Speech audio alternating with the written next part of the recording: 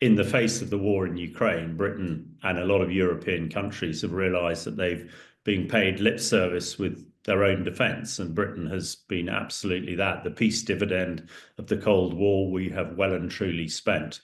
The British government recently designated that it would spend up to 2.5% of the gross domestic product on defence, when it used to spend 2%, and that would rise to 3% in the next government. So quite a significant increase.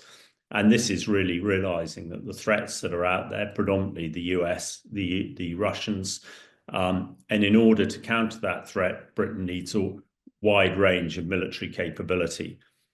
We have the Air Force that provide our air power with fighter jets and bombers. We have the Army that provides tanks and artillery and drones and air defense, which is crucial. And then we have the Royal Navy, who provide ships, surface ships, and also submarine subsurface ships.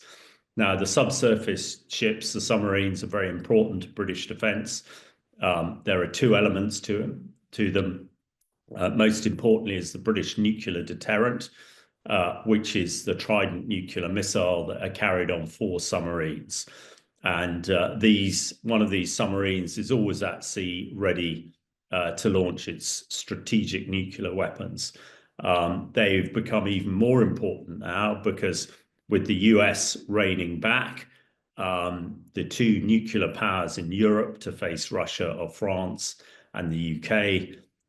Therefore, if US is no longer involved in protecting Europe, then the nuclear weapons of the UK and France will be important. Although they're far smaller in number than the Russians, President Putin realizes that the UK and France collectively could severely damage Russia if it uses its nuclear weapons. So I expect Keir Starmer visiting the submarine fleet is an emphasis on quite how important they are to British defence, and the fact that Britain is now spending a lot more in its defence, as are most European countries, who some of them already spend more than 3% of their GDP on defence. And this is a realisation that with President Putin heading west, as it were, trying to extend the Russian Federation, a lot of people believe that if he's successful in Ukraine, he won't stop there.